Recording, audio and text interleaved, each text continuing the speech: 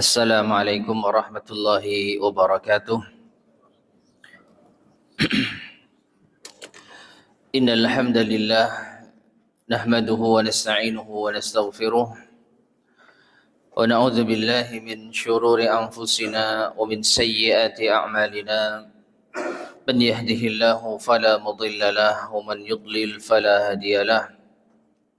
Wa asyhadu an la ilaha illallah wahdahu la syarika lahu wa asyhadu anna Muhammadan abduhu wa rasuluh. Allahumma salli wa sallim wa barik ala nabiyyina Muhammadin wa ala alihi wa ashabihi wa man tabi'ahum bi ihsanin ila yaumiddin, amma ba'd. Ma'asyiral muslimin rahimani wa rahimakumullah.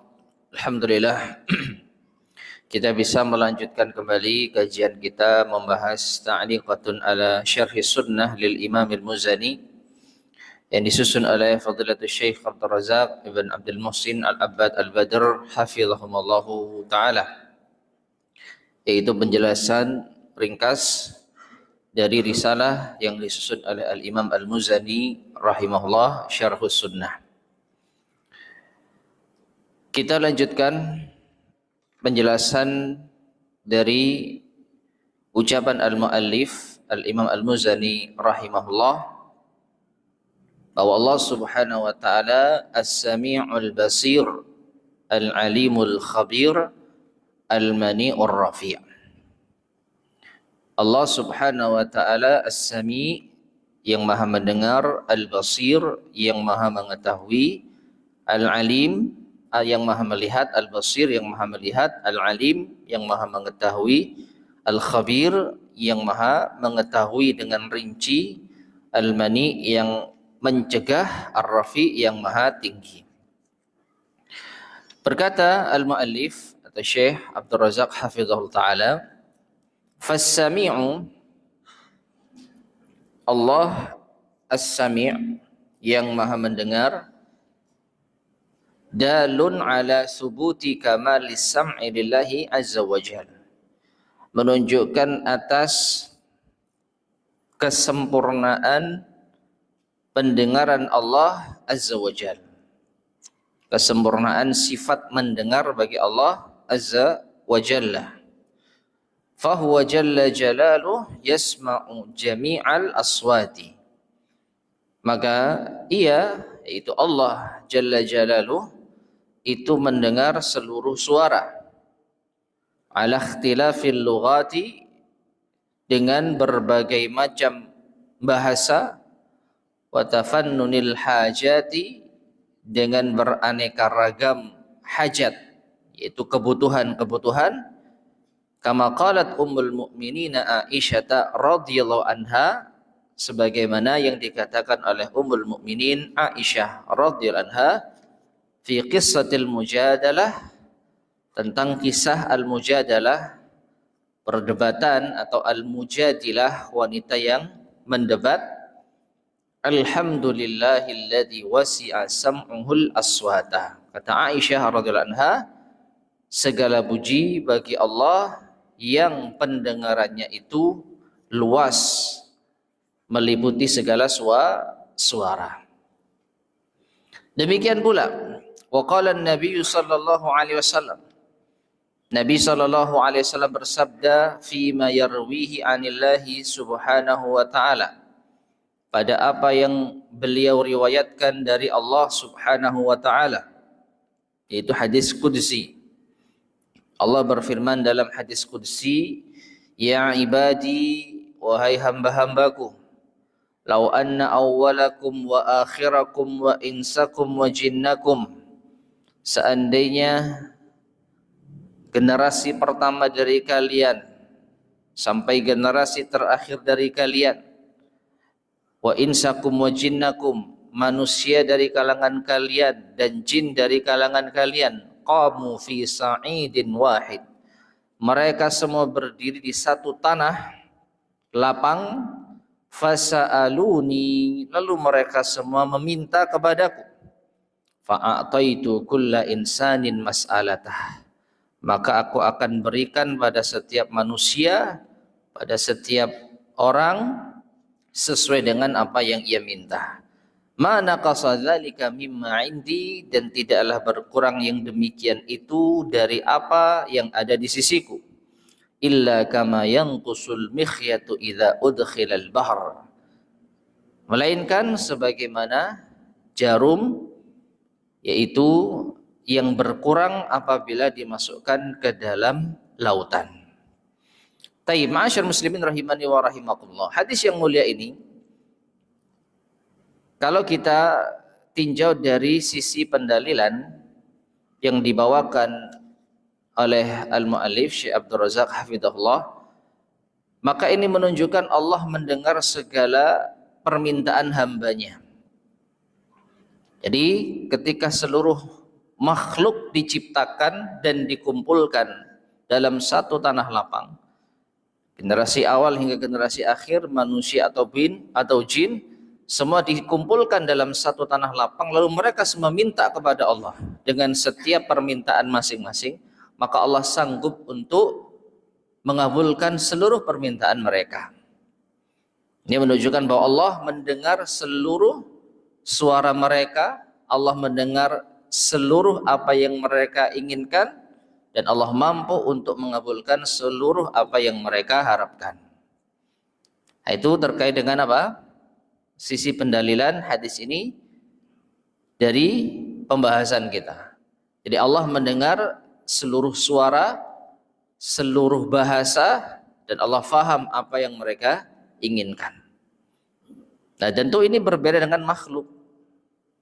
Ya, jangankan seluruh manusia dikumpulkan di satu tanah lapang dengan satu bahasa. Ya. Semua orang atau semua santri misalkan kita kumpulkan di lapangan. Lalu ustadznya ngomong, semua silahkan bersuara dan minta permintaan masing-masing. Gak mungkin kita bisa mendengar semuanya dan memenuhi permintaan semuanya. Karena pendengaran manusia terbatas. Sedangkan Allah Subhanahu wa taala As-Sami, Maha mendengar. Dan di antara konsekuensi Maha mendengarnya Allah Subhanahu wa taala, Allah mendengar semua suara dengan berbagai macam bahasa, dengan berbagai macam maksud dan tujuan. Namun di sisi lain, hadis yang mulia ini memiliki kandungan yang luar biasa di dalam kekuasaan Allah Subhanahu wa taala. Di dalam yaitu keluasan apa yang Allah Subhanahu wa taala miliki. Apa itu? Ketika semua orang meminta dengan berbagai macam permintaan, maka Allah mampu mengabulkan seluruh keinginan mereka dan tidak berkurang sedikit pun apa yang ada di sisi Allah, kecuali seperti jarum yang dicelupkan di lautan. Apa maksudnya? Jarum kalau kita celup di lautan, lalu kita angkat, maka air yang apa? Yang melekat di dinding-dinding jarum ini, itu ibarat nikmat yang telah Allah berikan kepada seluruh makhluknya. Ya, ini perumpamaan yang sangat luar biasa. Jadi Allah tidak berkurang sedikit pun juga kekuasaannya. Kekuasaan Allah diumpamakan dengan apa? Lautan. Permintaan hamba yang Allah penuhi diibaratkan seperti air yang menempel di jarum. Ini pensil ya. Ini pensil. Sampai pun pensil kita masukkan ke mana? Air laut, kita angkat, maka air yang menempel di dinding pensil ini sangat-sangat sedikit. Jangankan pensil, kita ambil gelas, kita ambil air laut. Berkurang nggak air laut itu? Mau berapa cibuk gelas kita bisa nguras air laut? Ya, nah ini jarum. Ya, jangankan air laut, air gelas saja kita ambil ini. Nah, berkurang nggak air di gelas ini? Kita ambil nih, masukkan ya, kita ambil. Berkurang nggak? Cuman sedikit. Mau nguras gelas berapa jam kita ngambil satu-satu gini, pindahin. Itu lautan. Lautan nikmat Allah SWT, kekuasaan Allah SWT. Lalu seluruh makhluk meminta dikasih semua sama Allah. Nah, ini diantara kandungan yang luar biasa dari hadis ini. Jadi Allah SWT sama sekali tidak berkurang sedikit pun kekuasaannya ketika seluruh hamba meminta kepada Allah Subhanahu wa taala. Taib. Kemudian beliau mengatakan fajami'ul khalqi, maka seluruh makhluk lau qamu fi sa'idin wahid, seandainya mereka berada di satu tanah lapang, fasa'aluhu kulluhum, maka mereka semuanya meminta kepada Allah masaila mutanawwi'atan, dengan berbagai macam permintaan-permintaan, bilughatin mukhtalifatin, dengan bahasa yang berbeda-beda, fi waqtin wahidin, di satu waktu, bukan ngantri, ya, bukan ngantri, tapi satu waktu seluruhnya minta kepada Allah, lam yakhtalit alaihi sautun bisautin, maka bagi Allah tidaklah tercampur antara satu suara dengan suara yang lain. Wala hajatun bihajatin, tidaklah tercampur antara satu hajat dengan hajat manusia yang lainnya. Ya. Jadi Allah dengar dan Allah tahu seluruh apa yang disampaikan hamba-hambanya tatkala mereka meminta kepada Allah Subhanahu wa taala. Nah, disitulah kesempurnaan, yaitu sifat mendengar bagi Allah Subhanahu wa taala. Wa kadza yuqalu fi ismihi al-basir. Demikian pula ini kita terapkan dalam memahami nama Allah al-basir, maha melihat. Fa innahu dalun ala sifatil basar, maka sesungguhnya nama Allah al-basir menunjukkan atas sifat al-basar, melihat. Wa ma'nahu, dan maknanya annahu subhanahu wa ta'ala, bahwasanya Allah Subhanahu wa taala yubsiru jami'al mubsarat, Allah melihat seluruh apa yang bisa dilihat. Kemudian wal muslimu, maka seorang muslim indama yu'minu bidzalik, ketika ia mengimani hal tersebut, mengimani Allah maha mendengar, Allah maha melihat, fa innahu sayurisuhu muraqabatan, maka itu menuntut dirinya untuk mewarisi sikap muraqabah, merasa diawasi, likulli ma yatalaffadhu bihi aw yaf'aluhu, pada setiap apa yang ia lafadzkan, ia ucapkan, atau apa yang ia perbuat, li'annahu muqinun, karena ia yakin annallaha subhanahu wa ta'ala yasma'uhu wa yarah, bahwasanya Allah Subhanahu wa taala mendengarnya dan melihatnya. Tsumma yuhasibuhu ala ma qala wa kasab, kemudian Allah akan menghisapnya atas apa yang ia ucapkan dan ia usahakan. Taib, ma'asyar muslimin rahimani wa rahimakumullah, ini buah dari mengimani sifat Allah maha mendengar lagi maha melihat. Apa itu? Muraqabatullah, merasa diawasi oleh Allah Subhanahu wa taala. Dan inilah puncak tertinggi dalam tingkatan agama kita, yaitu al-ihsan. An ta'budallaha ka'annaka yarah, fa illam takun yarahu fa innahu yarak. Engkau beribadah kepada Allah seakan-akan engkau melihat Allah. Dan jika engkau tidak melihat Allah, engkau meyakini Allah melihatmu. Ya. Jadi di antara buah iman terhadap asma was sifat, yaitu nama-nama dan sifat-sifat Allah Subhanahu wa taala. Maka semakin kita mengimani sifat Allah Subhanahu wa taala dengan segala kesempurnaannya, ini menuntut kita untuk mengamalkan konsekuensinya. Ya, dan setiap nama dan sifat Allah itu mengandung konsekuensi yang akan mempengaruhi, yaitu diri kita. Sejauh mana kita mengimaninya, sejauh itu pula kita meningkatkan apa yang terkandung di dalamnya. Dan di dalam bahasan kita kali ini maha melihat, maha mendengar. Semakin kita mengimani Allah melihat kita, maka semakin menuntut kita untuk muraqabah. Setiap apa yang kita lakukan selalu ada, yaitu perasaan dilihat oleh Allah. Sehingga kita akan betul-betul berusaha menjauhi apa yang dilarang Allah Subhanahu wa taala. Dan sebaliknya, kalau kita di dalam melakukan sesuatu kurang di dalam memahami nama-nama dan sifat-sifat Allah Subhanahu wa taala, berarti sejauh itu pula lah kekurangan muraqabatullah ada di dalam diri kita. Ya. Makanya para ulama kita menjelaskan bahwa di antara keimanan yang sangat berpengaruh dalam diri kita adalah mengenal Allah, ma'rifatullah. Dengan apa? Dengan nama-nama dan sifat-sifatnya. Kalau kita tahu Allah itu maha mendengar, maka seluruh apa yang kita ucapkan akan kita kontrol. Karena Allah mendengar, meskipun orang tidak mendengar.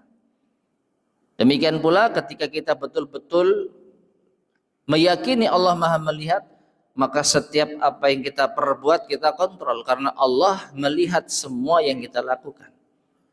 Dan kalau ini terbentuk dalam diri seorang muslim, maka dia betul-betul mengenal Allah Subhanahu wa taala dengan sebenar-benarnya. Ya. Taib. Kemudian qauluhu, ucapan al-muallif, al-musannif, al-imam al-muzani, al-alimu. Allah maha mengetahui, ay al-ilmu syamilul muhitu bi kulli syai'in. Yaitu mengetahui segala sesuatu, yaitu yang sempurna. Al-muhitu, yang meliputi bi kulli syai'in, segala sesuatu. Jadi Allah al-alim, Allah mengetahui segala sesuatu. Fahuwa subhanahu wa ta'ala, maka Allah subhanahu wa ta'ala alimun bima kana, mengetahui apa yang telah terjadi.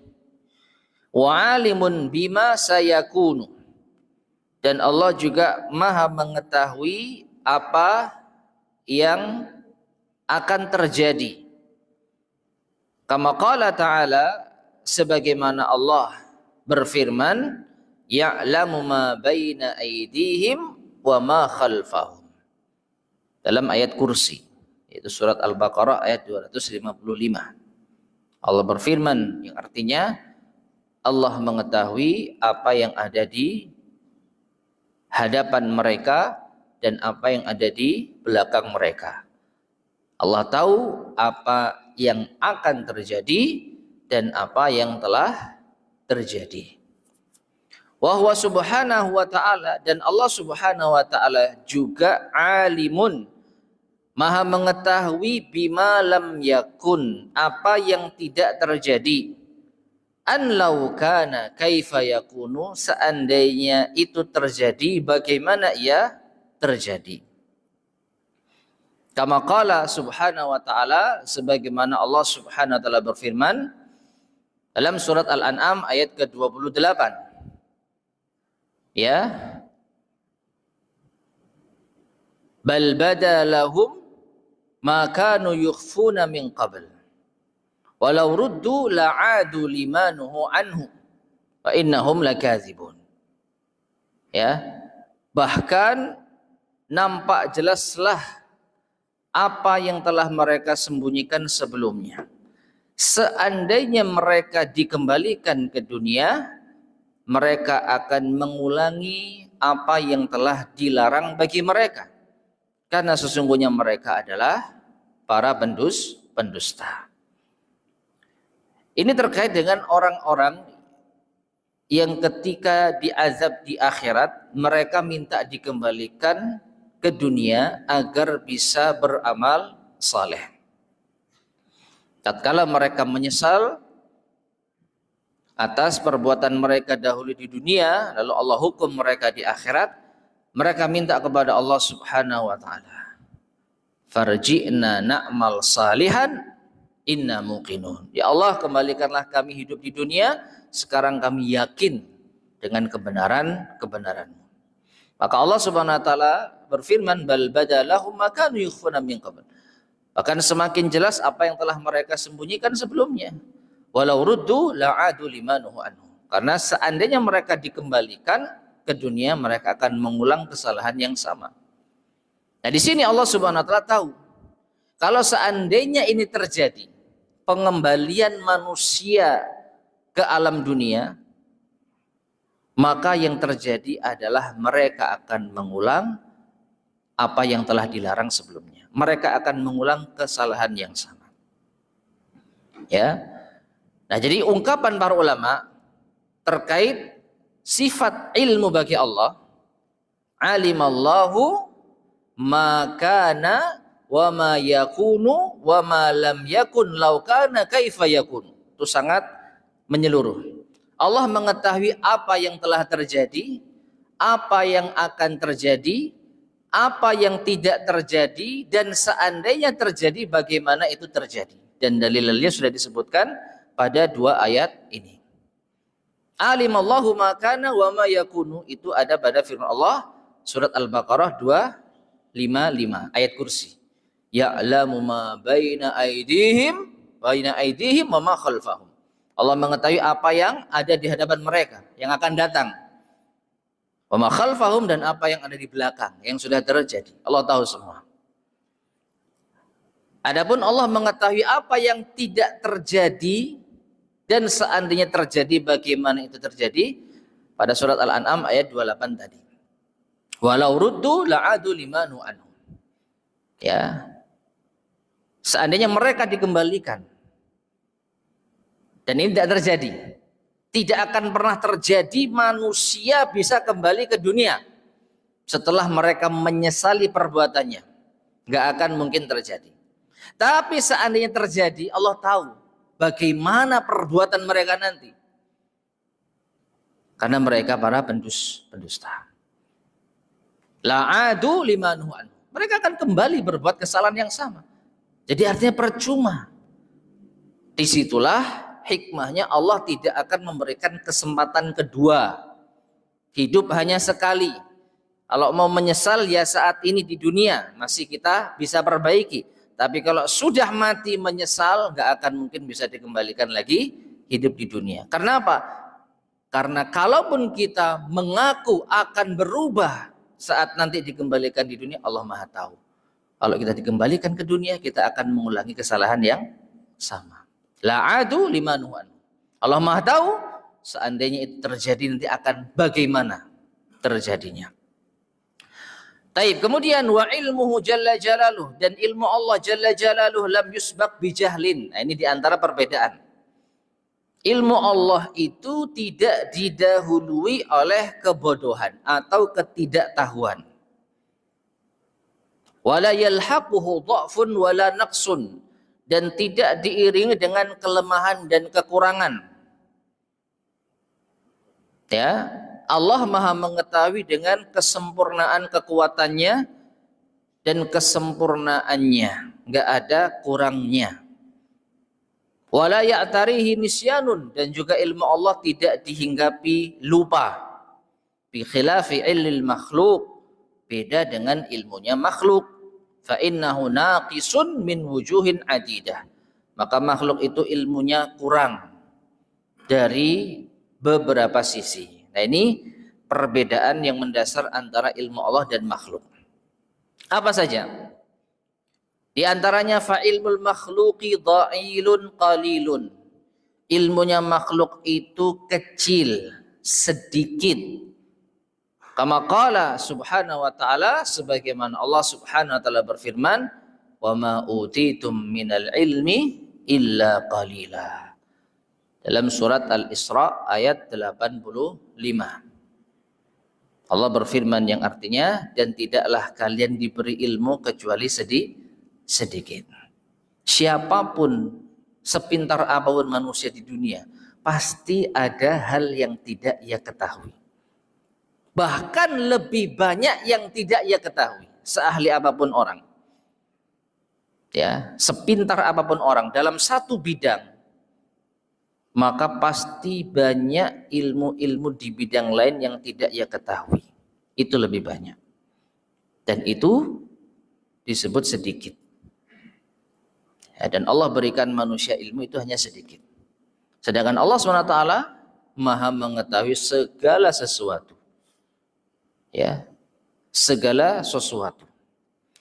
Jadi ini perbedaan yang sangat jelas. Allah mengetahui segala sesuatu, ilmu Allah luas, sedangkan ilmu makhluk kecil sedikit. Demikian pula perbedaan mendasar antara ilmu Allah dan makhluknya. Ilmu makhluk itu masbukun bijahlin, didahului oleh kebodohan, ketidaktahuan. Dalilnya kama qala subhanahu wa ta'ala, sebagaimana Allah subhanahu wa ta'ala berfirman, wallahu akhrajakum min butuni ummahatikum la ta'lamuna syai'a. Dalam surat An-Nahl ayat 78. Allah berfirman yang artinya, dan Allah mengeluarkan kalian dari perut ibu-ibu kalian dalam keadaan kalian tidak mengetahui sesuatu. Manusia bisa pintar kalau dia belajar. Sebelum belajar dia tidak tahu apa-apa. Dan ini tidak terjadi, tidak berlaku pada Allah SWT. Allah tidak pernah tidak tahu. Ya, manusia sebelum dia belajar dia nggak tahu, setelah belajar baru tahu. Semua bidang apapun seperti itu kondisinya, karena kita lahir tidak mengetahui apa-apa. Dengan belajar baru bertambah ilmu kita. Allah Subhanahu wa ta'ala tidak pernah tidak tahu. Ya, jadi ilmu Allah itu sejak awal. Ya, tidak ada ceritanya Allah pernah nggak tahu lalu baru tahu setelah belajar, tidak ada. Itu yang kedua, sisi yang kedua perbedaan ilmu makhluk dengan Allah. Sisi yang ketiga, wa ya'tarihi nisyanun, makhluk itu dihinggapi lupa. Sepintar-pintarnya manusia pasti pernah lupa. Oleh karena itulah manusia dinamakan dengan al-insan, yang ada hubungannya dengan an-nisyan. Nisyan itu artinya lupa. Jadi ada keserupaan antara al-insan dengan an-nisyan.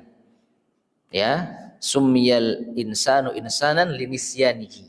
Dinamakan manusia dengan insan karena dia nisyan, lupa. Kama qala subhanahu wa ta'ala, sebagaimana firman Allah Subhanahu wa taala dalam surat Thaha, misalkan ayat 115. Walaqad ahidna ila Adama min qabl fanasiya. Dan sungguh kami telah berpesan kepada Adam sebelumnya lalu ia lupa. Ya. Nabi Adam telah dipesankan Allah Subhanahu wa taala beberapa perkara. Dan ketika Nabi Adam menerima pesan Allah, dia tahu, dia punya ilmu. Tapi dalam satu kondisi dia melupakan. Ya, jadi manusia sepintar-pintarnya ia pernah lupa. Sedangkan Allah tidak pernah apa? Lupa. Wa ma kana rabbuka nasiya. Dan Tuhanmu wahai Muhammad tidaklah lupa.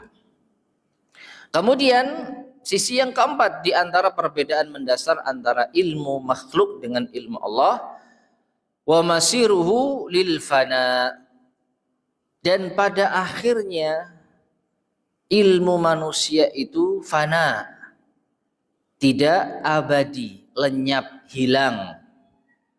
Kama qala subhanahu wa ta'ala, sebagaimana Allah subhanahu wa ta'ala berfirman dalam surat An-Nahl ayat ke-70.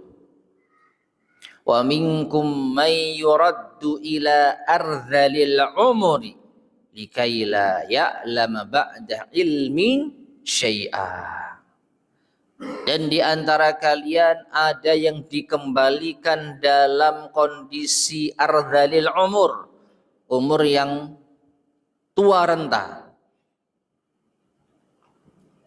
sehingga la ya'lam, tidak mengetahui ba'da ilmin syai'an, setelah ia mengetahui sesuatu pun. Ma'asyar muslimin rahimani wa rahimakumullah.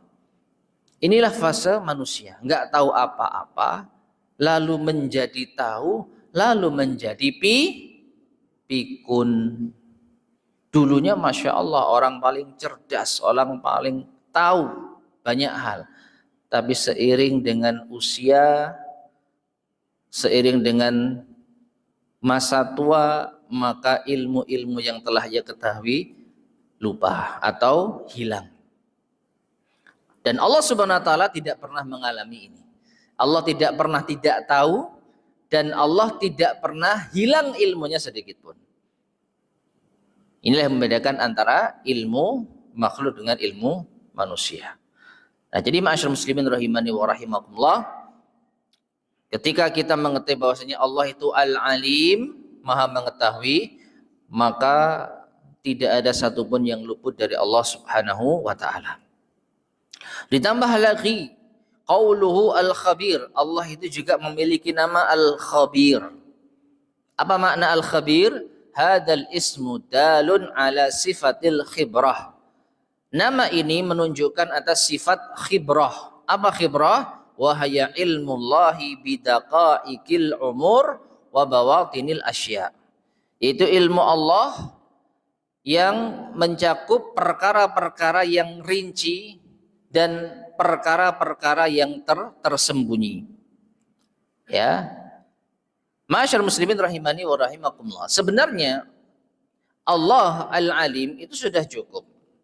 Allah Maha mengetahui itu sudah jelas. Allah mengetahui segala sesuatu. Tetapi Allah Subhanahu wa taala juga memiliki nama Al-Khabir, yaitu mengetahui segala sesuatu yang rinci, yang mendetail, yang tersembunyi. Ya. Nah, sehingga fala yaghibu anhu syai'un, tidak ada sesuatu pun yang gaib bagi Allah. Tidak ada sesuatu pun yang tidak diketahui oleh Allah Subhanahu wa taala.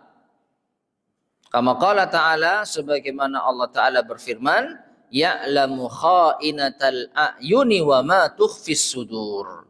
Dalam surat Ghafir ayat ke-19. Allah berfirman yang artinya Allah mengetahui mata yang berkhianat dan apa yang disembunyikan oleh dada manusia. Ya. Nah, ini kandungan dari sifat Allah Al-Khibrah. Yaitu Allah Maha mengetahui sesuatu yang rinci atau yang tersembunyi. Wala ya'zubu an ilmihi misqalu dzarratin, maka tidak ada yang terlewat dari ilmu Allah seberat biji zarrah. Ya, seberat biji yang paling kecil pun. Kama jaa fi wasiyati Luqman al-Hakim li ibnihi, sebagaimana yang terdapat di dalam wasiat Luqman al-Hakim kepada putranya, ya, dalam surat Luqman ayat ke-16. Allah berfirman, ya bunayya, Luqman berkata, wahai anakku, innaha intaku misqala habbatin min khardal fatakun fi sakhrah aw fis samawati aw fil ard ya'ti bihallah innallaha latifun khabirun. Wahai anakku, sesungguhnya jika ada perbuatan seberat biji yang sangat kecil, ya, biji sawi misalkan, lalu ada di atas batu atau di langit atau di bumi, maka Allah akan memberi balasan atasnya. Karena Allah Maha lembut lagi Maha mengetahui hal yang rinci. Fa khatamal ayata bismihil khabir, maka Allah Subhanahu wa taala menutup ayat ini dengan namanya Al-Khabir. Nah, jadi ini sebagai penegas dari sifat Allah Al-Ilmu. Allah itu Al-Alim, Maha mengetahui, dan Allah itu juga Al-Khabir, Maha mengetahui hal-hal yang mendetail, hal yang tersembunyi. Nah, ini ma'asyar muslimin rahimani wa rahimakumullah, terkait dengan ucapan al-mu'alif Al-Imam Al-Muzani, As-Sami Al-Basir, Al-Alimul Khabir. Kemudian Al-Mani, ya, Al-Mani Ar-Rafi. Allah itu Al-Mani dan Ar-Rafi. Apa itu Al-Mani? Berkata Al-Mu'allif Al-Syekh Abdul Razak hafizahullah, makna Al-Mani ay alladzi la yunalu janabuhu. Tidak bisa diraih apa yang dijauhkan oleh Allah, wala yuraddu qada'uhu, dan tidak bisa ditolak apa yang ditetapkan Allah, likamali quwwati, karena kesempurnaan kekuatan Allah. Tadi al-mani saya terjemahkan dengan mencegah. Maksud dari mencegah itu adalah tidak ada sesuatu pun yang bisa dicegah dari Allah. Jadi Allah Maha mencegah. Ya. Sehingga manusia tidak bisa berbuat apa-apa kalau Allah sudah menetapkan suatu. Kalau Allah sudah meniadakan dari manusia sesuatu, maka cara apapun tidak akan mungkin bisa didapatkan oleh manusia. Dan kalau Allah sudah menetapkan sesuatu, maka cara apapun tidak bisa dilakukan oleh manusia untuk menghindarinya. Itu makna al-mani. Ya, jadi ketetapan Allah itu mutlak. Allah menetapkan terjadi, maka tidak ada yang bisa membatalkannya, tidak ada yang bisa mencegahnya. Allah menetapkan tidak terjadi, maka tidak ada yang bisa membuatnya terjadi. Tidak ada yang bisa menjadikan itu terwujud. Itu makna dari al-mani. Taib.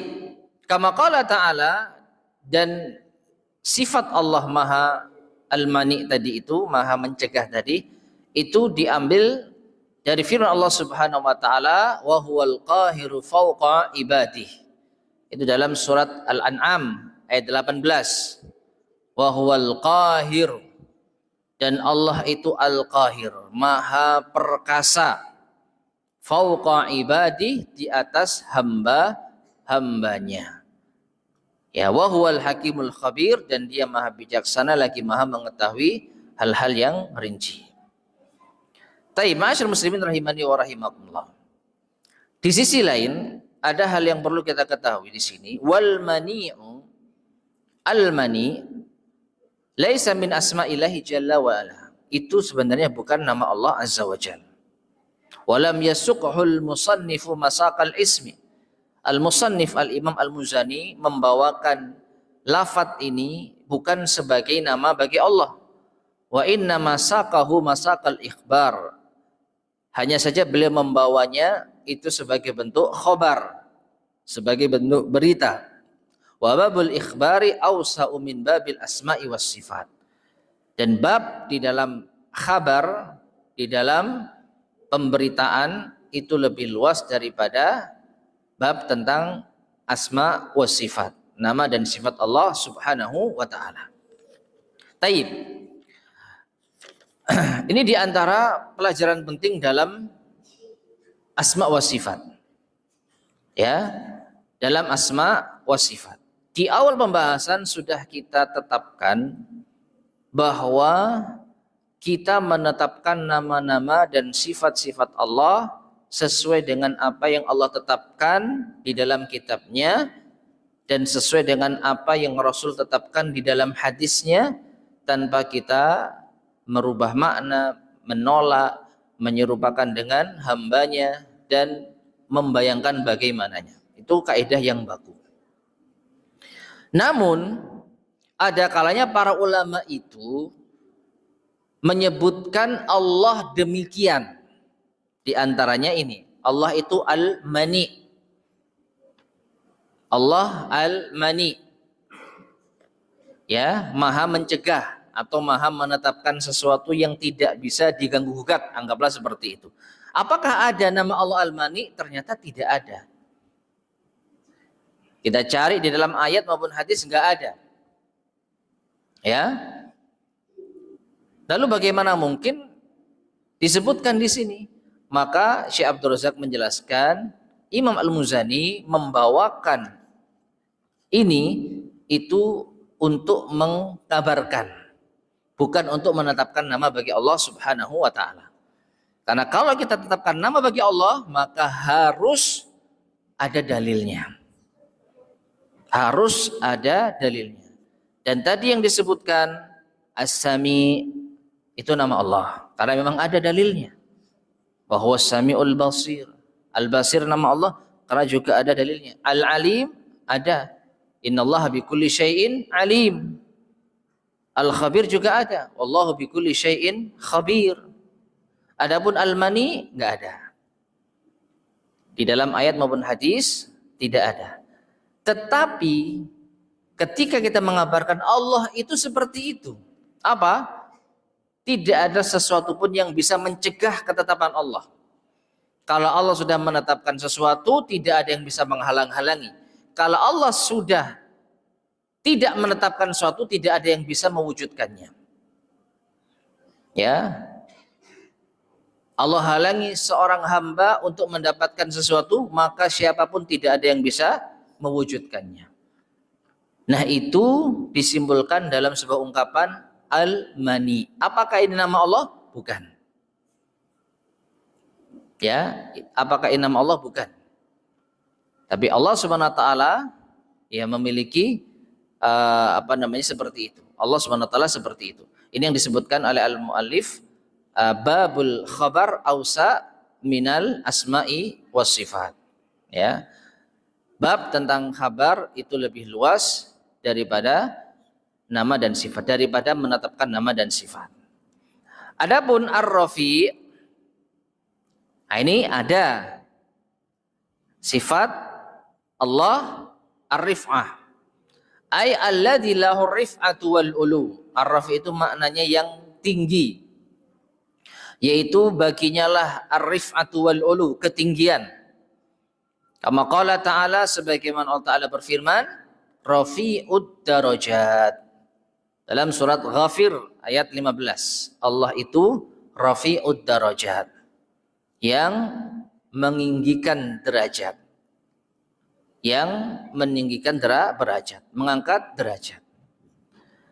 Fallahu jalla jalaluh. Maka Allah jalla jalaluh lahul uluwu bikullil ma'ani. Allah itu maha tinggi dalam segala makna. Dalam segala makna. Ya. Uluwul makani wazat. Yang pertama, Allah tinggi dari sisi makan, tempat, wazat dan zatnya. Ya. Wa uluwul qadri wal manzilah. Yang kedua, Allah itu tinggi dari segi kedudukan. Dari segi kedudukan. Wa uluwul qahri wal ghalabah, dan Allah maha tinggi dari segi kekuasaan dan kemenangan. Ya, jadi ada tiga hal ketinggian Allah. Allah tinggi dari zatnya, ya, Allah ada di atas arsy. Lalu Allah tinggi kedudukannya, dan Allah tinggi kekuasaannya. Kemudian dalilul awal, dalil yang pertama, Allah tinggi secara zatnya. Contoh firman Allah Subhanahu wa taala, yakhafuna rabbahum min fawqihim. Dalam surat An-Nahl ayat ke-50. Allah berfirman, yakhafuna rabbahum, mereka takut kepada Rabb mereka, min fawqihim, dari atas mereka. Jadi manusia meyakini Allah ada di atas. Dan mereka takut kepada Tuhan yang berada di atas mereka. Dan banyak lagi kalau kita lihat ayat-ayat yang menunjukkan ketinggian Allah Subhanahu wa taala. Di antaranya, aamintum man fis sama, apakah kalian merasa aman dengan apa yang ada di atas langit? Ar-Rahmanu 'alal arsy istawa. Ar-Rahman berada di atas arsy, istawa, tinggi. Sudah masuk di sana? Sudah. Taib, adzan terlebih dahulu. Fadhal.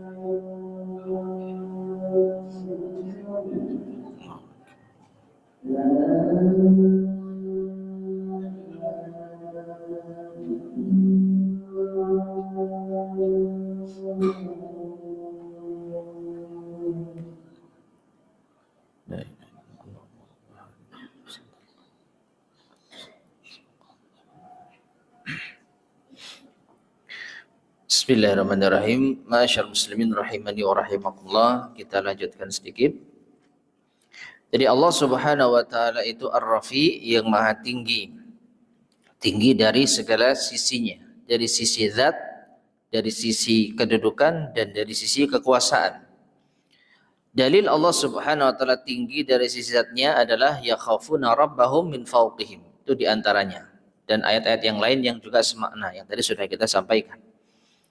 Wa dalilu uluwihi qadran, adapun dalil Allah itu tinggi kedudukannya adalah qauluhu subhanahu wa ta'ala, firman Allah Subhanahu wa ta'ala dalam surat Az-Zumar ayat ke-67 contohnya. Allah berfirman, "Wa ma qadarullaha haqqa qadrih." Wa ma qadarullaha haqqa qadrih. Dan tidaklah mereka mengagungkan Allah dengan sebenar-benarnya pengagungan. Allah itu tinggi kedudukannya, tapi mereka tidak mengagungkan kedudukan Allah Subhanahu wa taala. Ya. Jadi Allah tinggi kedudukannya.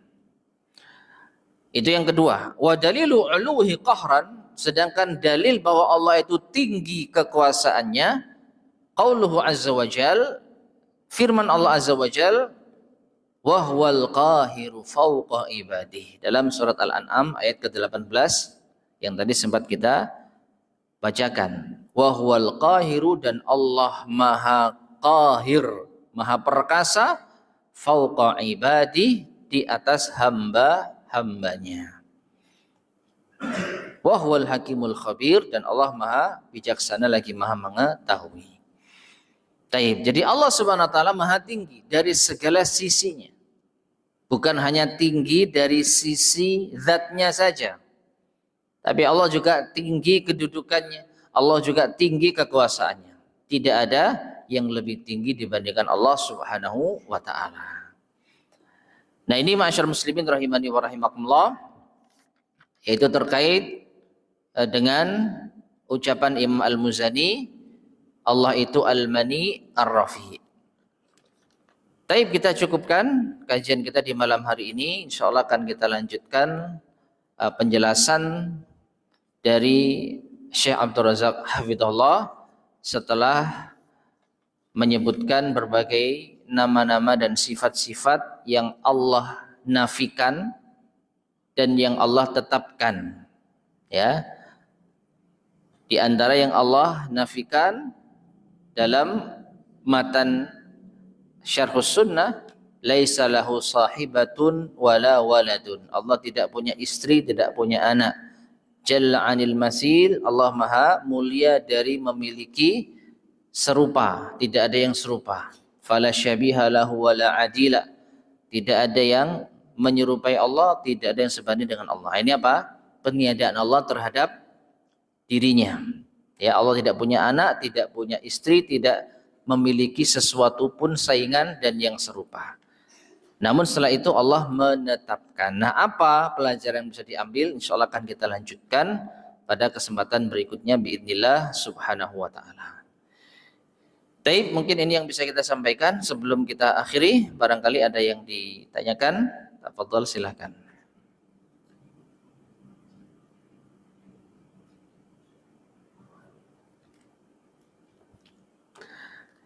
Yang ditanyakan?